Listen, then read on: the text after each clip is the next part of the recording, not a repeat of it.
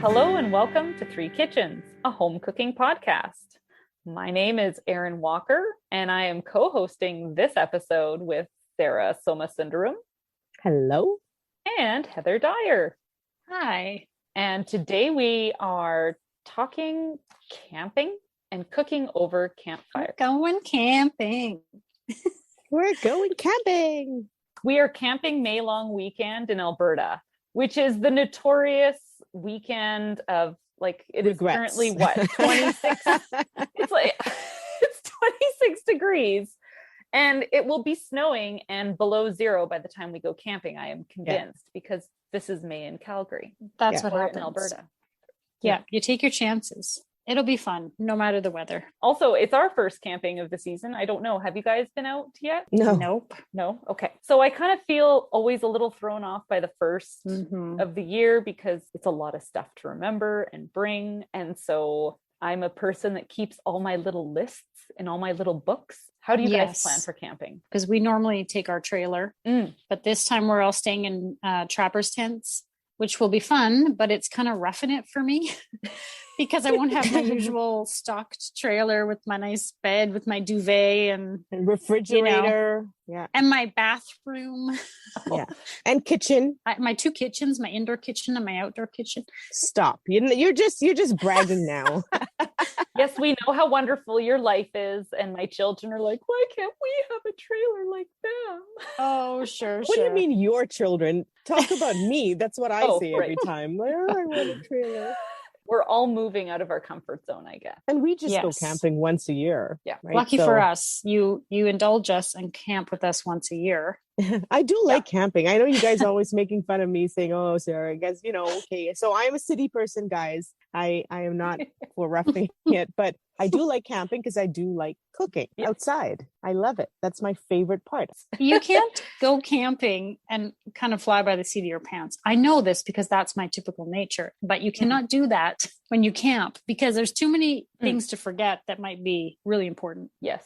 Yeah. Well, I have my list on Google Docs. So nice. Every year I just refer to it. Nice. Well, we're going to do a meal together. And if we're going camping, then the book that we're going to be reading out of is going to be 7 Fires, because we're cooking with fire. Yeah. We have gone through and we've got some meals planned out of it. Before we start with the recipes, why don't you let our listeners know about Francis Mallmann? If you have watched him on some cooking shows, he really likes to cook over the fire. He's a chef from Argentina, specializes in fire. Yeah, and they cook in a lot of fire. If that is something that's common in Argentina, would you then describe Francis Mallmann as someone who sort of even takes that to another level? Definitely, because he takes it out into the forest and he explores a lot of what the indigenous people of Argentina, where the cooking with fire comes from. I think that's really cool how he pays homage to, this is Argentine cooking from Argentine people. It's almost like a traditional way that he's bringing it back and he's really celebrating that. So, and then he puts it in this cookbook and gives us some ideas of how to do that ourselves. We are talking cooking over the fire using some recipes from the great Francis Mallmann. And Sarah, you've chosen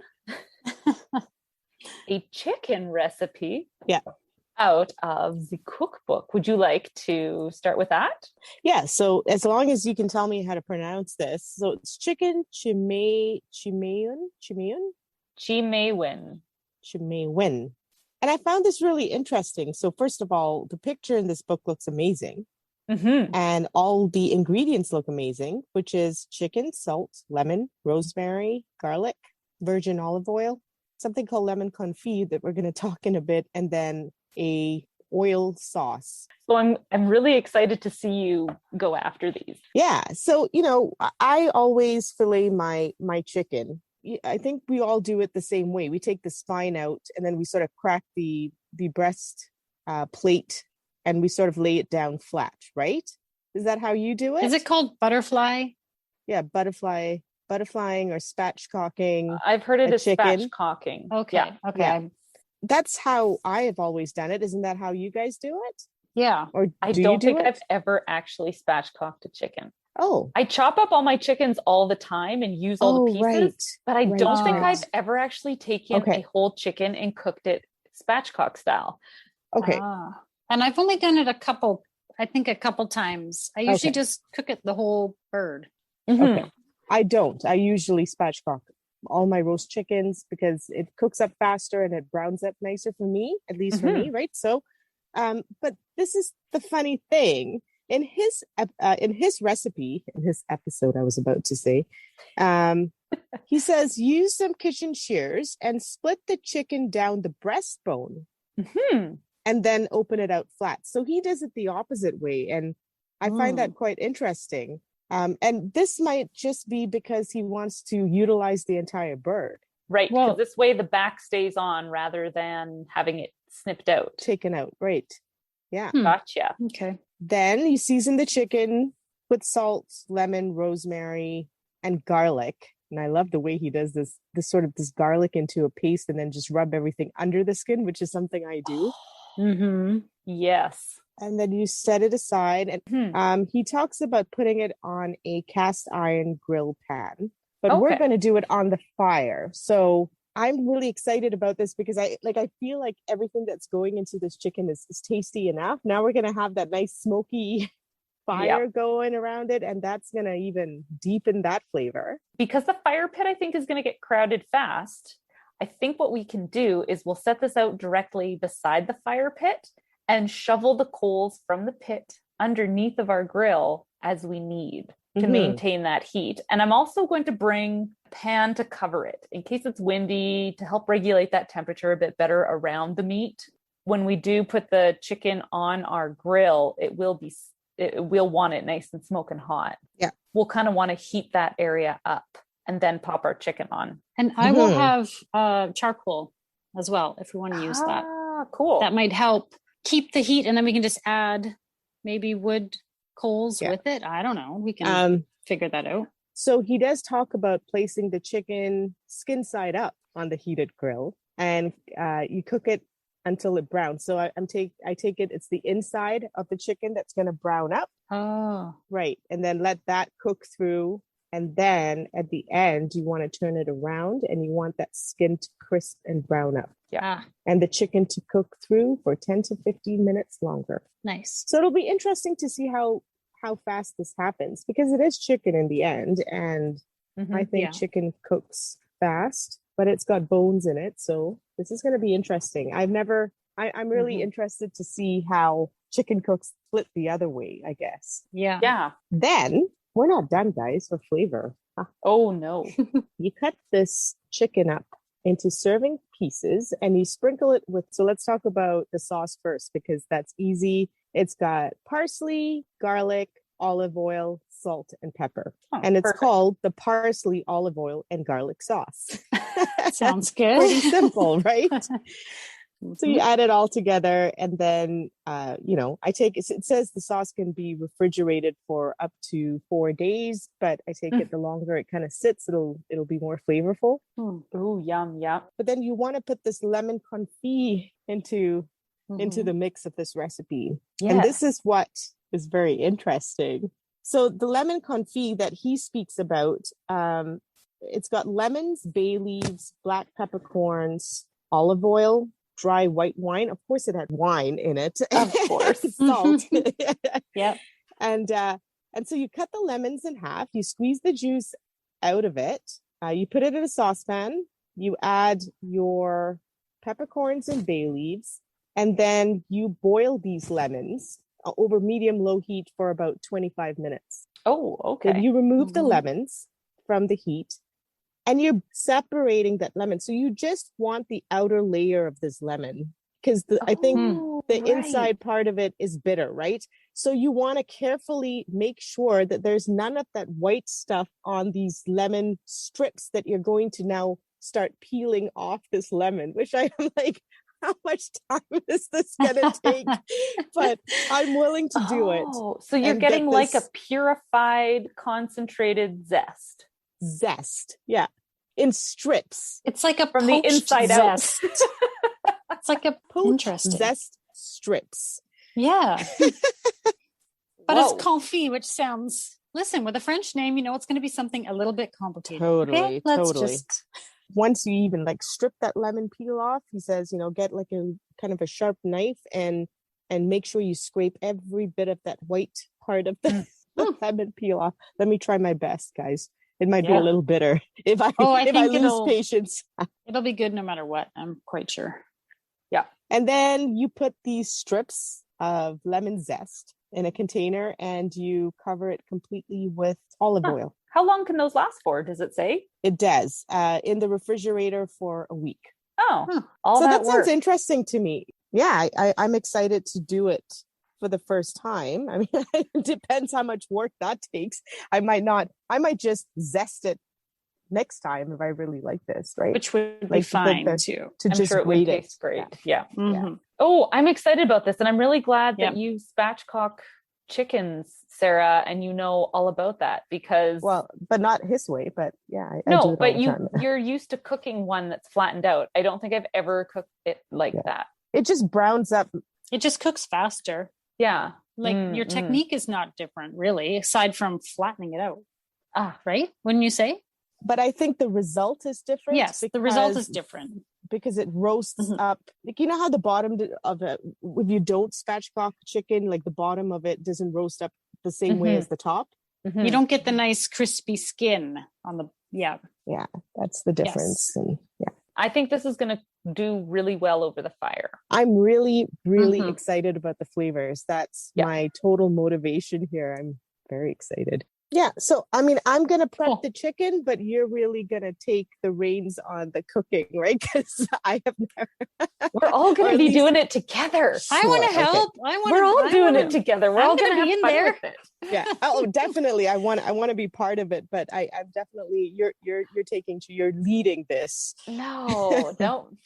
I feel like the best part of this is you never just like put it in the oven and walk away when you're at a fire, right? You always have to be like keeping your eye on the coals and feeling the temperature and adjusting the levels and lid on, lid off. Heather, you are taking on these roasted veggies. I've made roasted veggies with salt preserved lemons from a previous episode. And I have this wonderful cast iron camping Dutch oven. It's a big, heavy Dutch oven with a lid. And well, there's different ways you can cook with it, but the only way I've used it so far is where you have charcoal briquettes, you put some underneath the pot and you put some on the lid on the top of the pot, and it creates an oven because the heat's coming from the top and the bottom. And the number of briquettes will determine your temperature, essentially. Although I don't think it's an exact science. I'm going to say it's going to depend a lot on the weather, your environment. I don't know. I think it probably varies, although I do have a rough guide, and I'm like, well, we'll guess. But it's usually about, say, 10 to 15 on the bottom. Okay. Or just a big pile of them. Like you kind of just pop your pot on top. The number on top is where it kind of varies, depending how much more heat you want coming down onto the food. Right. But I also just acquired a tripod that hangs the pot over the fire. I think probably for roasted vegetables, I think we'll want the briquettes. I think we'll want that oven. But I was going to just quickly share with you. So the brand of this tripod is called Camp Chef. Okay. And it's all outdoor cooking stuff. And I'm like, ooh, it came with a catalog. Yeah, I'm going to look at all this. Yes. Awesome stuff. And it's like smokers and barbecues and electric grills and propane stoves. This could be a bad path to go down. They've already got my money. Pizza ovens and grills and griddles and like Okay, I don't know if you can see who's on the cover of it. It's just dudes. Okay, dudes, men. Oh, and all right. We got to change that. There is men. Even the hands. If all you see is hands, it's like dudes' hands. Like there's one picture of a woman with a little camp stove, and there's one picture of a family, and all the girls are roasting marshmallows. Oh, okay, that's nice. And the man looks like he's sort of instructing them on like what to do. Oh, and I'm like, how you roast it? Yeah, on a little propane fireplace that they're using. And I just thought, this is false advertising. People are going to think now my husband is going to cook. Like if I buy all these things and go camping or in the backyard, my husband's going to suddenly take up smoking meat and grilling food. And no, that is not and the that's case. so not the case. I just thought I was laughing to myself with all these guys doing all the cooking in here. Like, I know there are plenty of men who grill and smoke meat and do all this stuff, but there's like no woman cooking in this entire catalog. There are plenty of women who do it too. It does seem a little bit exclusionary to, yes, there is sort of a stereotype that the person on the grill is the man and that it's the man's domain. Okay, so Heather's going to roast these amazing vegetables. Well, what we're going to do is we're going to put them in the Dutch oven. We're going to make sure the temperature is good. And then we're going to like leave them there for a while to cook. And what kind of veggies are we going to use? Any ideas? Sure. I was thinking, root veggies like potatoes and maybe yam, carrots, butternut squash is really good with that lemon. A little bit of a relief for me because I thought you guys were going to say beets. And I was going to be like, crap, I got to eat beets again. No. The thing is, because we know you don't like beets tend to sort of permeate the whole thing. When they're mixed with other stuff, everything turns into a purple beet tasting. Yeah. So everything I wouldn't do that to you. I did do some beets roasted with the lemon though, and it was pretty darn good. I mean, I like it. I would put beets if it was just us, Erin. We'd probably throw some beets in there, but we know, Sarah, so you're good. Yay! We won't throw even a little tiny one in. No, not even a tiny beet. Yeah, I've done my part eating a lot of your beet recipes, and I've enjoyed them. I just, they're not my, what do you say, favorite. Yeah. You're very polite. Thank you, Sarah, for tolerating us. I am going to take on what they call in Argentina meat. Chicken's not meat, chicken's chicken, but beef is meat. Mm-hmm. So we're going to cook something called a skirt steak. I have not yet received the skirt steak from the butcher shop, but they have guaranteed me that I will get a single piece, long and stretched out, somewhere between 2 to 4 pounds is what they usually get. And that's exactly what's called for in his recipe. Okay. Nice. I feel good mojo going into this meat exploration because this one looks scary. Can I just say that? The picture looks so fun, but at the same time, it's like, ooh, never done that before. It looks amazing, but intimidating as fuck. So this long, not too thick steak. It's thin, pretty thin. It's a thinner steak.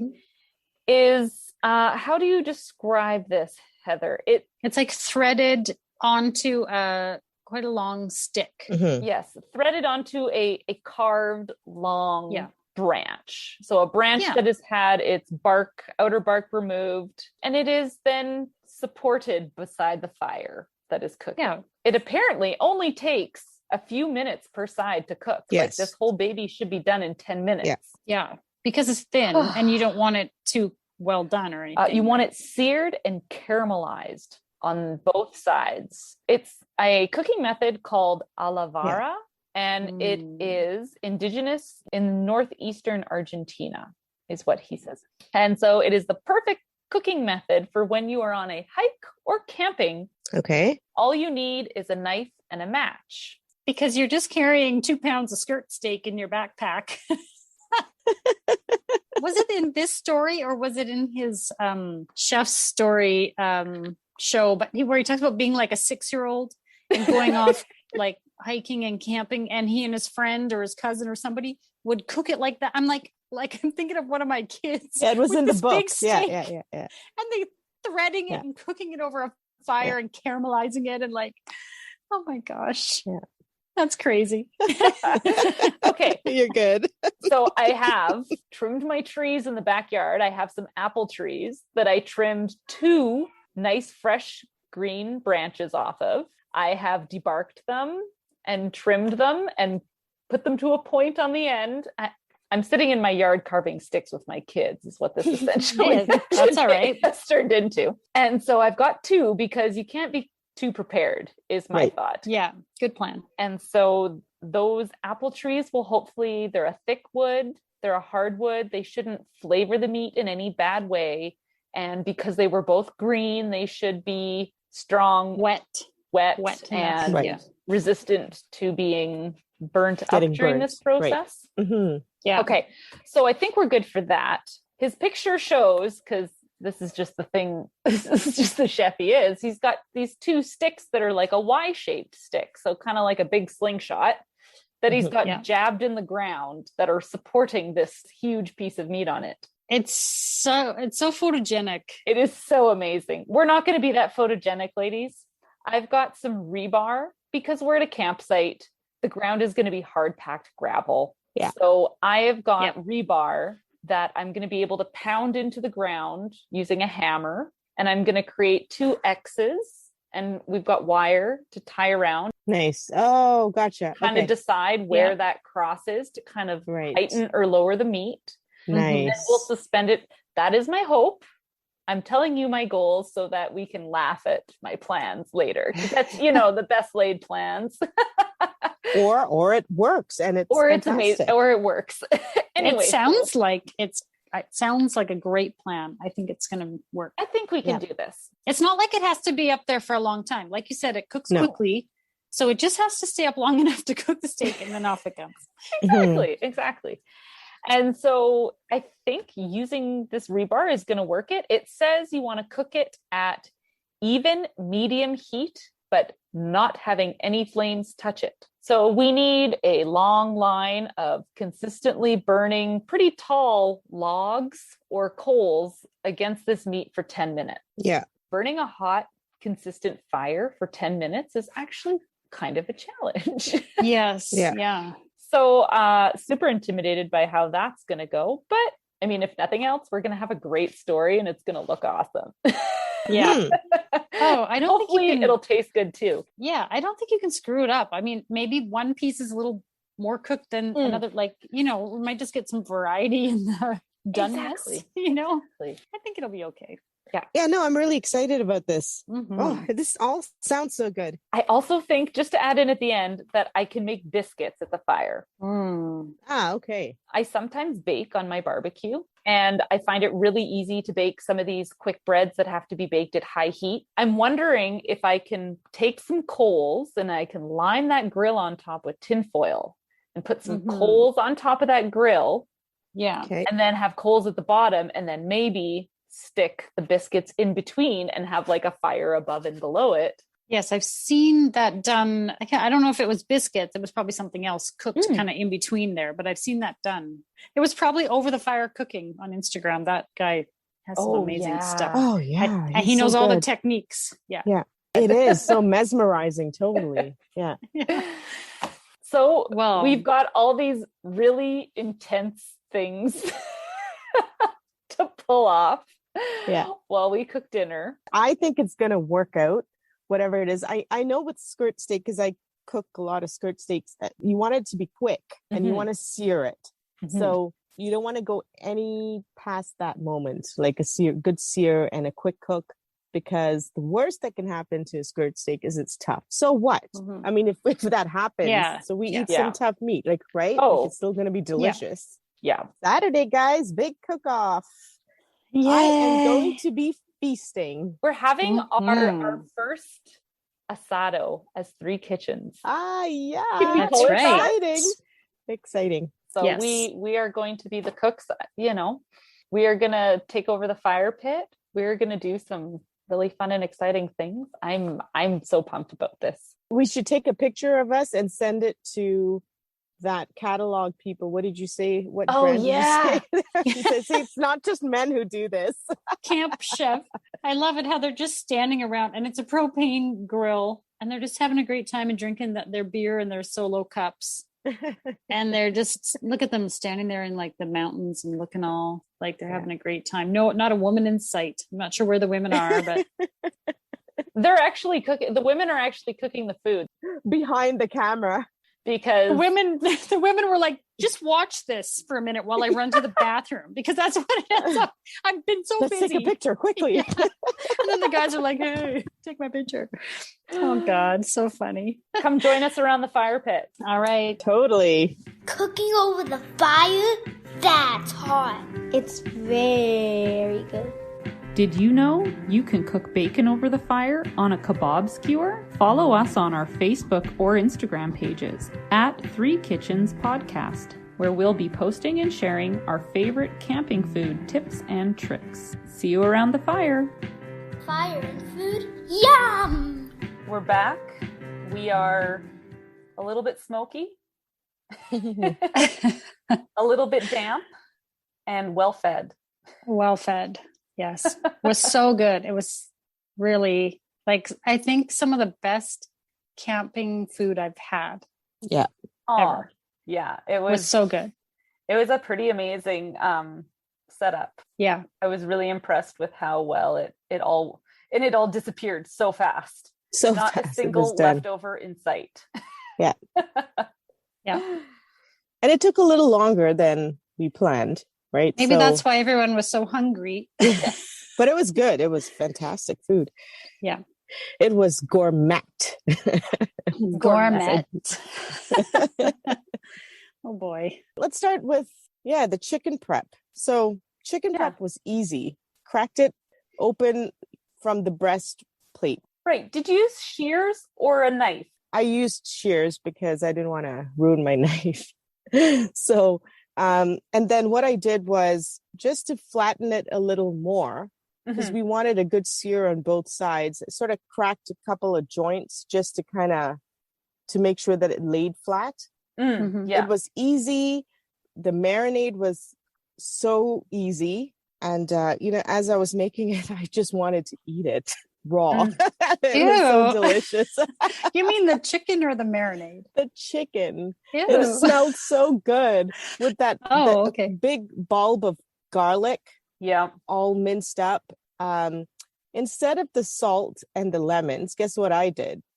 I marinated it in salted lemons. The preserved lemons that we keep coming back to. Of course. Yep. So I took a whole bunch of juice and I sort of put it under the skin and I made sure that there was enough. I think it was salted well. Oh, yeah. And then I wrapped it up in plastic wrap to keep all the juices and marinade in. Yeah. And I brought it camping. For the sauces, that parsley sauce that we spoke about, I just threw it into a food processor. Okay. Got it all chopped up, easy peasy. And then we talk about the lemon confit. Yes, I had quite a bit of it. I took big scoopfuls of it. Yeah, it was good, right? It was really tasty. So it was really I found tasty. it was good, but I think it would have been just as good to have zest. I'm not sure that I found it exceptional. I preferred the parsley, olive oil, and garlic sauce because it had garlic in it. I knew as soon as I made it that was going to be my choice. The lemon confit, it's really interesting. I would try it out if you enjoyed those tastes, right? So you put lemon in water with bay leaves, peppercorns, a little bit of olive oil and white wine, and you bring it to a boil, and then you simmer it for a little while to soften the lemons. Right. And you take the lemons out, as we spoke about, and you want to scrape out all that white part of the lemon and sort of keep the zest. This part was not my favorite because the lemons were so oily. Oh, okay. Yeah. And juicy. To remove it was a real mess. Oh, okay.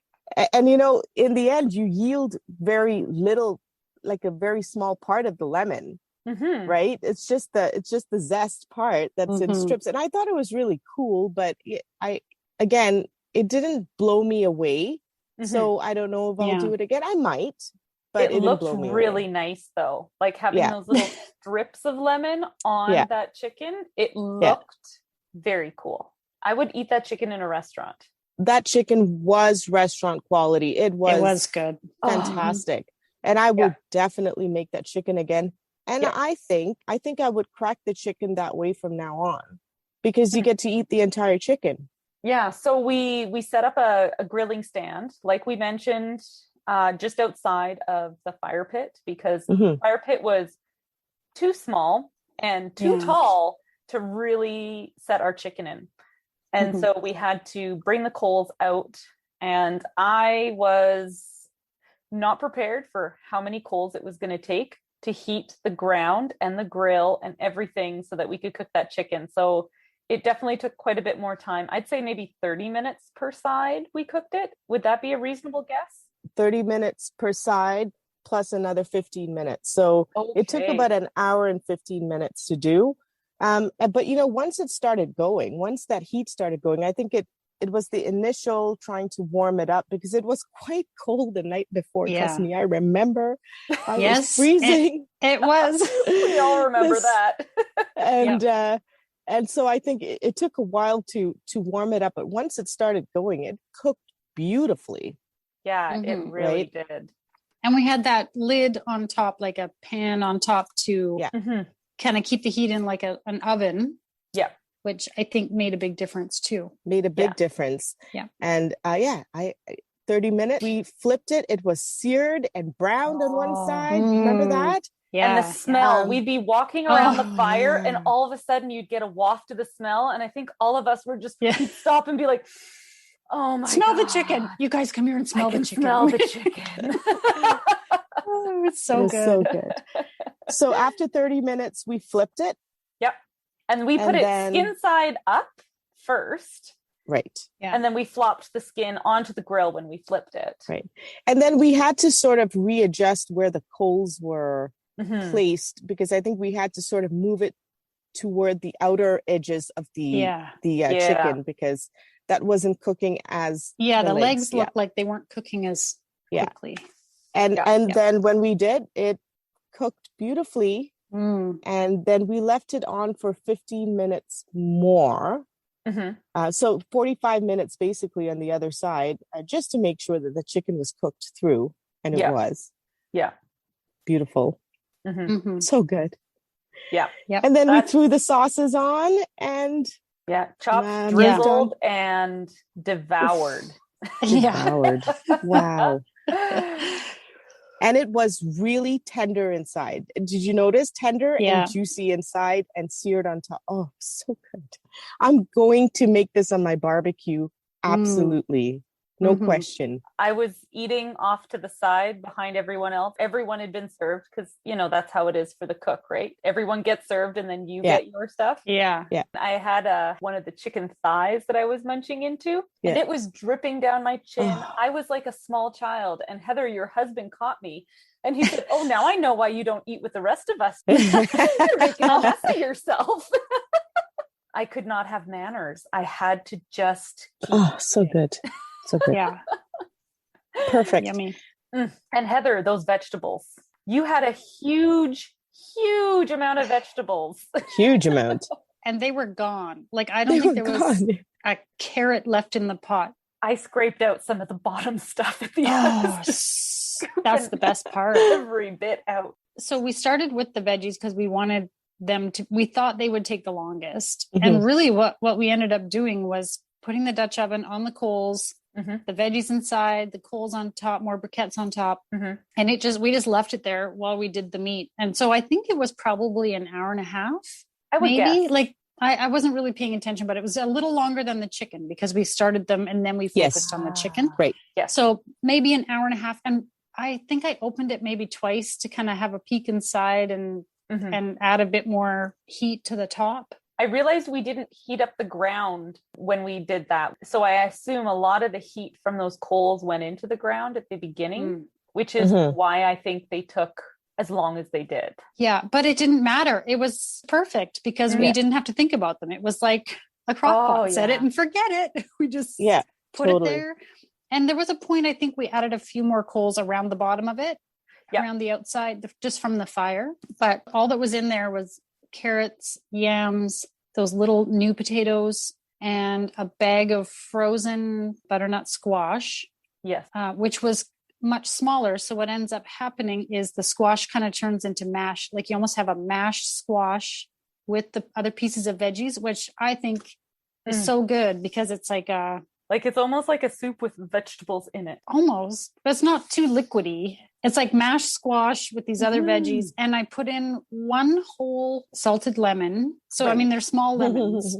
I used mainly the inside of the lemon because they hadn't been in the salt for, I think, only like 6 days. And I found the peel felt a bit tough still. Right. Probably would have been, given the amount of time in there, it probably would have been fine just to use the whole thing. But I just tossed that in there, maybe like a quarter cup of butter and some pepper, and that's it. And they were perfect. So like good. So good. Yeah. And how did lining the pot work? Because we lined your pot with tin foil and then with parchment and then put all the veggies in. Did that make your cleanup easier? Was it? Oh, totally. Yeah. It worked really good. The pot had there was a little bit of butter. Yeah. In the bottom of the pot, but that's okay for cast iron anyways. Yeah, exactly. So we just gave it a quick scrub with water and that was it. When it was done, it was so easy. Yeah. And another thing that I found really cool that I didn't realize until we were at the campsite is your cast iron pot has little feet or little legs on it. Yeah. So it doesn't crush your coals. Like it actually sits up a little bit from your coals. Yeah, it's designed that way. Yeah. If you're going to buy one, make sure it has feet. Yeah. Find a pot with feet. Yeah. That was like the easiest thing ever. Mm-hmm. If you need a big side dish, put it in a Dutch oven and just forget about it. Two themes that seem to be recurring with the chicken and the veggies. One is warm up the ground. Takes a little longer than you realize, right? So for next time, we'll know this, right? We'll know to start a little earlier. And a few more coals. More coals. And the second management. theme is that we just, any excuse to use salted lemons. Like, come on. Condiment of the year. Yeah. It was so good. And our families plus one other family, they were even like, what was in those vegetables? Because I mean, it's so simple. You maybe can't pinpoint what that is. No. But it just gives a really nice flavor to it. Yeah. Yeah. We're going to be 70 going, oh my God, we're running out of preserved lemons. Let's go to the store and buy more. Do you like my 70-year-old voice? I like it. Oh my God. And then the steak. The meat. Oh yeah. This was fun. That was really fun. I ended up getting 2.5 pounds of steak. So it wasn't a huge one. It could have been up to 4 pounds. And I'm really glad it wasn't more. It was the perfect amount, I think. Yeah. Especially for the size of the fire. Yeah. You know, if it had been any longer, it would have been really hard to manage over that fire pit. Yeah, I agree. The stick worked fine. We didn't have to worry about the stick breaking at all. It was strong. It held. Yeah. Yeah. The rebar, because the fire pits were so tall, like I should have measured how tall those fire pits were, but they were a really challenging fire to keep your coals hot in because there was very little air coming in through the side. Like it had two triangle shaped holes that were maybe like an inch. They were so, it was ridiculous, really. It wasn't my favorite. I feel like we ran out of coals. Actually, we did run out of coals because at one point I went over to the other campsite where the other fire was going that the children were around and I stole coals and brought them over to our site. So we needed more heat. We needed better pit management. And you know, Heather, you brought that wonderful birch wood and we put that log on, but not soon enough. Yeah. And I was really disappointed that I didn't get on that sooner. I think I lost track of. For next time. We were learning as we were going, right? Yeah. It wasn't the thing that I realized that was gonna make it or break it. So I felt like a lot of our expectation before we went in terms of the steak was that, it's going to overcook maybe, and we're going to have tough parts. But instead we had not enough heat. I would say we didn't really get it to caramelize or. No, it wasn't seared. But, and it was only really cooked on the outside. Like the inside it was very rare. Was it? No, it wasn't very rare. No. Oh, I didn't my think pieces so. were really rare. Was it bleeding on your plate? Yep. Oh. Yeah. Okay. I had Mine some really rare pieces. Like it was red inside and cooked on the outside, but it wasn't seared. You're right. But yeah, no, I enjoyed it a lot. I like that kind of, maybe that's why I liked it, because I like to eat my steak kind of undercooked. I'm a savage. We were trying to have it kind of next to the fire over coals, but I think we could have actually had some flame on that to get that sear.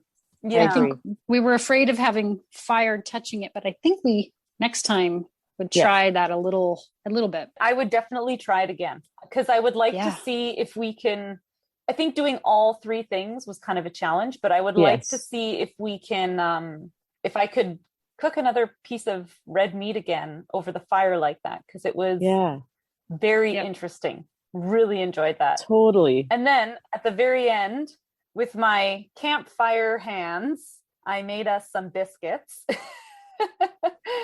And those worked out just kind of how I hoped so. That was cool. I liked how really fun. You put the foil on that little half grill thing that is on the fire pit and then put fire on top of it. Yes. And we had coals underneath the pan with the biscuits on, and it created this oven, and it was so cool. Everyone look at the pictures because it really is. Totally. It was really cool. And they were great. Yeah, they baked up quick and they were yummy. Yeah, totally. We heated some the next morning. We did have a few biscuits left. And one of the kids didn't get a biscuit because he had filled up on everything else. And so in the morning he was at our fire and he said, "Oh, do you have any more biscuits left?" And I said, "I do." So I heated one up the next morning on the fire and he's like, "Oh, this is so good." So they were so good. Yeah. What a great idea. Yeah. Everything was delicious. But my favorite thing, and I think I would definitely do this again, even though I love the chicken, that was my favorite. Camping, I'm going to try making that skirt steak. Yeah. That way. It was so unique. It was just the perfect thing to do for camping. Yeah. That roast chicken might not be the perfect thing to do for camping. You can do that at home. But that skirt steak was meant for camping. It was meant for the great outdoors kind of deal, right? So totally it's very do that raw again. and rugged, right? Yes, absolutely. Francis was right. Francis was right. You need Francis a match. was right. Listen, just carry your steak. Yeah. You're matching your knife, right? Yep. I'm carrying skirt steaks with me every time I go out. It's so good. I've also seen it where, those, like a fork that you'd use for wieners or whatever on the fire, and it's two-pronged, long two-pronged fork. And you put it on that so that it's a bit more flat, like stable. And then you can flip it. Yeah. Hold it in one hand and kind of flip it. Whereas the single stick, it was almost like you had to have two people because you need to hold it on either side. Right. It didn't balance too great. That was something that would need a little more finessing. Maybe if you had two sticks or something, like just to stabilize it so it's flatter, you can get the sear on both sides. Yeah. But I mean, it was still so good. Fantastic. Yeah. I'll totally do that again too. Yeah. Oh, good. I'm glad you want to do that again because I want to try and play more. And I definitely would say, like, you kind of need a party to do this because you need the people. Like, we were all just buzzing around that fire for quite a while, getting it. Yeah. Trying to move coals around, adding more wood, checking on the chicken. I need a glove. Oh, my oven mitts are destroyed, but I don't care. Where's the tongs? Who's got a fork? Oh, it was so fun. It was fun. Yeah. So that's like definitely a camping must have for me now, that skirt steak, and cooking it that way. Must have. Awesome. Yep. And you'd less cleanup because you don't have to worry about a grill. You've just got the stick. All you can do is then take it off, cut it up. And if it's just your family, you can do a smaller piece, which is, super quick. And then smaller pieces. If you're meat. like me always and Sarah, a big slab of meat. Just go with the big piece of meat and eat until you can't eat anymore, and then eat a bit more. And you could, if you just put the leftovers in your cooler, the next day you've got sandwiches. That's right. Yeah. So out of all four things that we made, the skirt steak, which I'm like just so excited about, was the simplest. Yeah. It was extremely simple. Well, I would argue the veggies are pretty darn simple too. Yeah. You just need, if you have the briquettes and you've warmed them up, you can just set it aside. Yeah. But I suppose I mean simplest in the sense that you didn't really need a big setup. You know what I mean? You didn't need to warm up the pot and you just had the fire going and we were good to go. Yeah. But everything was delicious, guys. So thank you. It is our first of many asados for 3 Kitchens. Oh, yeah. Yes. Absolutely. Yes. Totally. Oh, also, our friend Erin brought us red wine. Yes. And I think that was like after we'd been cooking and like so busy for a couple hours. And then you sit down, especially with that steak. I felt like the red wine was like the perfect thing with it. I really enjoyed that little glass of wine I had with it. It was awesome. Yeah. Such an experience. Do the skirt steak. Yeah, absolutely. Yeah. Try any one of these things while you're camping, while you're at home. All 4 of these worked great. Yeah. So let's do this in your backyard next time, Erin, so that I don't have to go camping again this year. That's important. The invitation's open. If I overindulge, I'll be calling a taxi. The 2 Erins should totally take a skirt steak in their backpack when they go on their backcountry. Yeah, that's right. I don't really feel like being a beacon for bears and other carnivores, so I think I'm going to keep the skirt steak out of my backpack. The steak. That's true. Yeah. But maybe do they have bears in Patagonia? Because then I'll hike all over the place with my skirt steak and not worry about it. No idea. I'm going to go visit Francis. Just show up with my skirt steak, my match, and my knife. Look what I have. And we'll be instant friends. I promise. Francis, you got the wine. I got the meat. We're good to go. All right. Join us next time. Bye. And now for the fine print. You can find recipe information and photos on Instagram and Facebook at 3 Kitchens Podcast. Why don't you leave us a comment? Give us ideas for future episodes. We'd love to hear from you. And of course, if you like and subscribe and follow, all of those things help other people find us. My favorite camping food was the biscuit. My favorite was the chicken.